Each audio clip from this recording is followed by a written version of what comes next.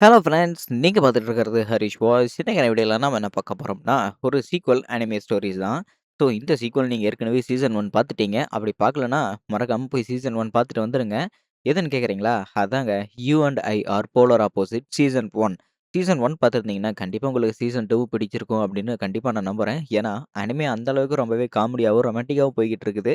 நீங்க வீடியோவ ஸ்கிப் பண்ணாம முழு கதையும் பார்ப்பீங்க அப்படின்னு நம்புறேன். ஏன்னா இதுக்கு மேலயுமே அனிமே சேனல்ல போடணுமா, வேணாமா அப்படிங்கிறத இதுக்கு மேல தான் முடிவு பண்ணணும். அண்ட் இதுக்கு மேல ஆன்கோயிங் வரதும் இன்னும் கண்டிப்பா போடுவேன். நீங்க கவலைப்படாதீங்க. சரி வளவளன்னு பேசாம வாங்க நம்ம இன்னைக்கான எபிசோடுக்குள்ள போயிரலாம். எபிசோடோட ஸ்டார்ட்டிங்லயே நம்ம சுசுகி அவளோட ஸ்கூலுக்கு அவளோட பேக் பேக்லாம் எடுத்துட்டு மாட்டி கிளம்பிட்டா.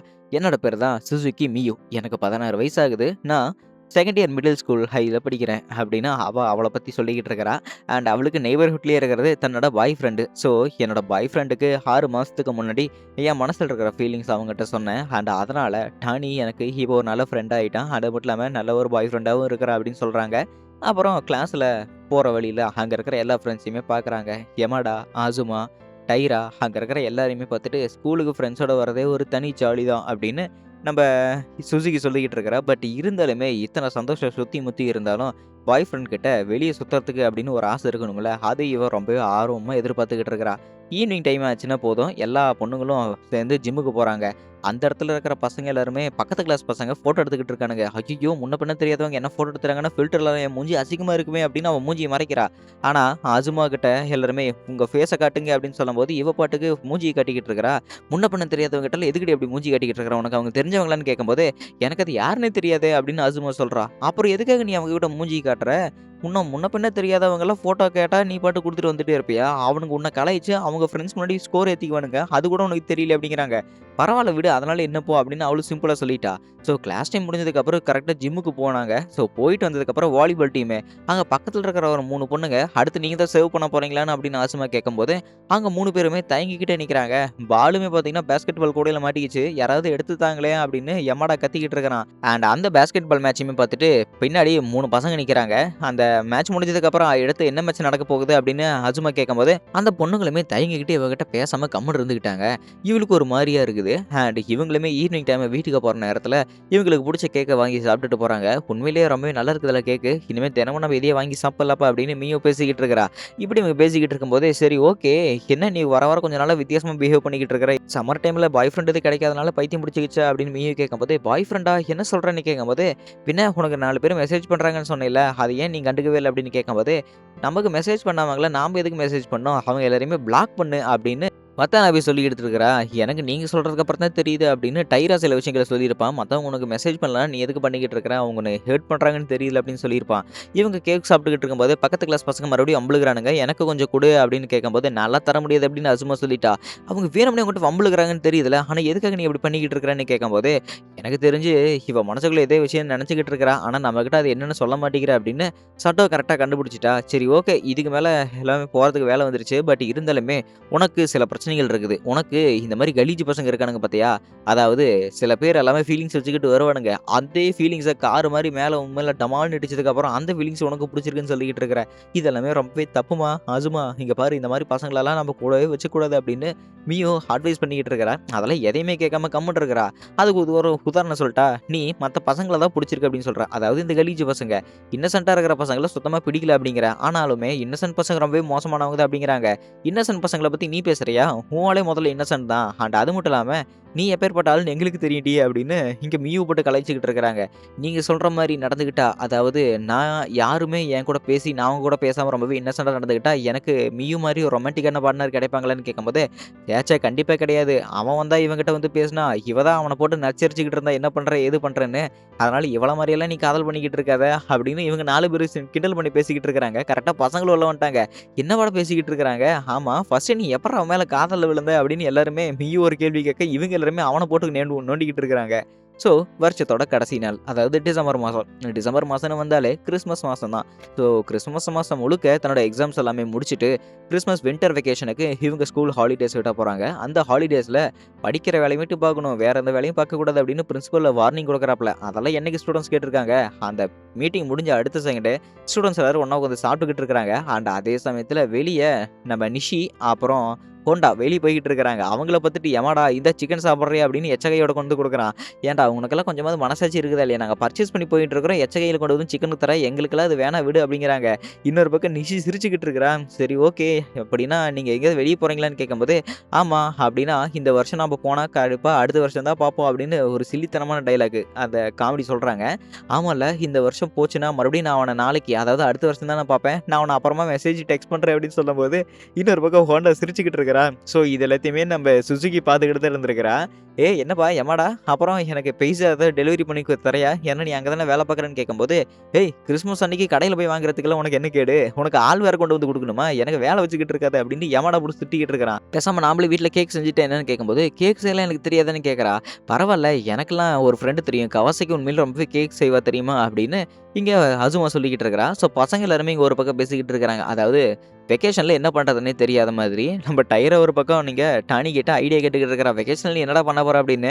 ஆனா இன்னொரு பக்கம் அவன பார்த்தா தான் தெரியுது. முன்ன பின்ன தெரியாத யார்கிட்டயுமே பேச மாட்டான். தெரிஞ்சவங்க கூடயும் பேச மாட்டான். இவன் அவனோட காஃபில அந்த ரிஃப்ளெக்ஷன உத்து பார்த்துக்கிட்டு, "இன்னைக்கு வெக்கேஷன் முழுக்க நான் எப்படியும் சும்மா தான் இருக்க போறேன். நான் ஃபுல்லா கேம் தான் ஆடிக்கிட்டு இருக்க போறேன்." அப்படின்னு சொல்றான்னா, "ஏய் ஃபிரெண்ட்ஸ் யாராவது வின்டருக்கு எங்கேயாவது வெளிய போலாம் வரீங்களா?" அப்படின்னு கேட்கும்போது எல்லாருமே ஓகே சொல்றாங்க.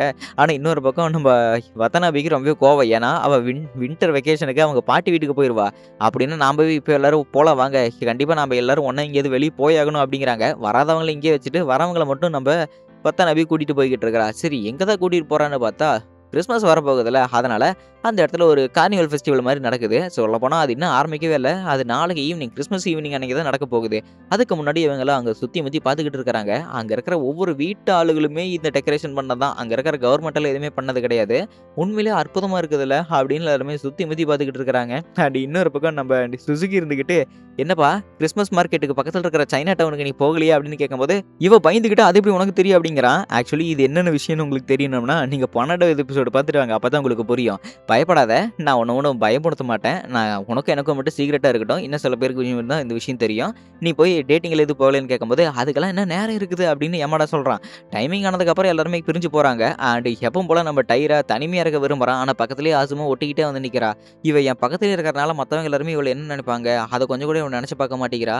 பரவால்ல எத பத்தியும் நினைக்காதுக்கா. அவ என்ன டைராவா? அவ ஆசுமா. அவ கண்டிப்பா அவ இஷ்டம் போல தான் இருப்பா. பட் இருந்தாலுமே இவன் கூட போடுறதுக்கு இவளுக்கு ஒரு மாரியா இருக்குதா, சரி டைராவுமே பார்த்தீங்கன்னா, இதோட கண்டுக்கிட்டான். எனக்கு ஒரு புக் படிக்கிற வேலை இருக்குது. நான் இங்கேருந்து கிளம்புறேன் அப்படின்னு சொல்லும்போது, அவன் டப்புனு மூஞ்சில ஒரு மாரி மூஞ்சில அடிக்கிற மாரி சொல்லிட்டான். இது வந்து நம்ம ஆசுமாவுக்கு ரொம்பவே ஹர்ட் ஆயிருச்சு. அதாவது காலையிலேருந்து 2 பேரு அதாவது 2 பசங்க 2 பொண்ணுகிட்ட பேசியிருப்பாள்ல, அதனால அவங்க மூஞ்சில அடிச்ச மாரி எதுவும் முடியாது அப்படின்னு எதுவுமே சொல்லியிருக்க மாட்டாங்க. அதே மாரி தான் இவனும் பண்ணிக்கிட்டு இருக்கிறான். ஸோ டைராவுக்கு ஒரு மாரி கில்ட்டா இருக்குது. ஆசுமாவும் ஒரு பக்கம் நினைச்சுக்கிட்டே இருக்கிறான். இவன் வேணும்னே என்ன இப்படி பண்ணானா? எனக்கு ஏன் இப்படி நடக்குது? இல்ல எனக்கு தான் ஒரு மாரி கில்ட்டா இருக்குது அப்படின்னு அவன யோசிச்சுக்கிட்டு போகும்போதே, டைரா திடீர்னு ஓடி வந்து, "இப்ப தான் எனக்கு ஞாபகம் வந்துச்சு. புக்கு கூட அப்புறமா படிச்சுக்கலாம். நான் உன் கூட இப்ப வரேன்" அப்படின்னு அவனும் இங்க சொல்றான். "அட பாவி! இதுக்கு தான் இப்படி ஓடி வந்தியாடா?" அப்படின்னு அவன் விழுந்து விழுந்து சிரிச்சுக்கிட்டு இருக்கிறா.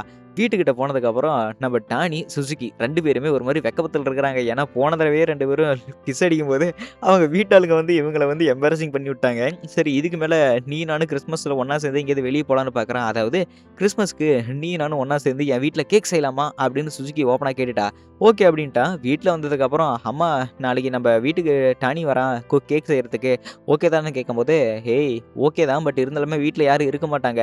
அன்னைக்கு உங்க அண்ணனோட ஃப்ரெண்ட்ஸ் எல்லாருமே வந்து அந்த பூனை பொம்மைய உடைச்சு போட்டானுங்க பாரு. அந்த மாரி உன் ஃப்ரெண்ட் இருந்தான்னு வச்சுக்க எனக்கு செம கடுப்பாயிரும்" அப்படிங்கிறாங்க. ஆனா இவங்க வீட்ல இல்லாத நேரம்னா பார்த்து தான் கரெக்ட்டா இவ கூப்பிடுறா. சரி இப்ப பிளானிங் எல்லாமே பக்காவா இருக்குது. அண்ட் இவளும் சில விஷயங்கள யோசிச்சு பார்க்குறா. வீட்ல ஆளே இல்ல. அப்படின்னு இவங்க 2 பேரும் தனியா இருப்பாங்கல்ல. சரி நாளைக்கு நைட்டு கேக் செய்றதுக்கு என்ன பண்றதுன்னு இவங்க பர்ச்சேஸ் பண்ண வந்துட்டாங்க. காலையில வந்துட்டு எந்த பேன் வாங்கணும், எந்த கேக் மேட் வாங்கணும், எந்த கேக்ல செய்றதுக்கு என்ன மாவு வாங்கணும் அப்படின்னு எல்லாத்தையுமே பக்காவா வாங்கிட்டு இருக்கிறாங்க. இந்த மாரி ஒவ்வொன்னா தேடி தேடி பார்த்து வாங்குறது நம்ப சுசுகிக்கு ரொம்பவே பிடிச்சிருக்குது. எனக்கு என்னமோ தெரியல இது ஒரு மாதிரியா இருக்குது அப்படின்னு கேட்கறா. என்னாச்சு ஏன்னு கேட்கும்போது, என்னமோ கல்யாணமானவங்க இங்க பர்ச்சேசிங் பண்ண வந்த மாரியே இருக்குது. ஒரு நாள் தான் இப்படி ஆச்சு அப்படின்னு அவளும் அந்த கதையெல்லாம் சொல்லிக்கிட்டு இருக்கிறா. இந்த கதைய கேட்டுக்கிட்டு இப்ப திடீர்னு எதுக்கு இதெல்லாம் சொல்லிக்கிட்டு இருக்கிறேன்னு கேட்கும்போது, சும்மா தான் சொல்லணும்னு தோணுச்சு அப்படிங்கிறாங்க. அன்னைக்கு கேக் ஐட்டம்ஸ் எல்லாம் வாங்கிட்டு வந்துட்டு அன்னைக்கு கேக் செய்றதுக்கு ஆரம்பிச்சுட்டாங்க. பிஸ்கெட் தூள நொறுக்குறதுக்கு இவன் டானி நொறுக்கிக்கிட்டு இருக்கிறான். இத பார்க்கறதுக்கே ரொம்பவே கியூட்டா இருக்கிறியே அப்படின்னு அவள வேணும்னே எம்பாரசிங் பண்ணிக்கிட்டு இருக்கிறான். சரி ஓகே இதுக்கப்புறம் எல்லாமே பக்காவா முடிஞ்சுது அப்படின்னு கேக்கோட கிரஸ்ட் பார்ட் மட்டும் மைக்ரோ ஓவன்ல வச்சுட்டாங்க. இதுக்கு மேல என்ன பண்றதுன்னே தெரியல அப்படின்னு அவ ஒரு மாரி சந்தோஷப்பட்டுக்கிட்டு இருக்கிறா. ஏன்னா 2 பேரும் தனியா இருக்கிறாங்க அப்படின்னு.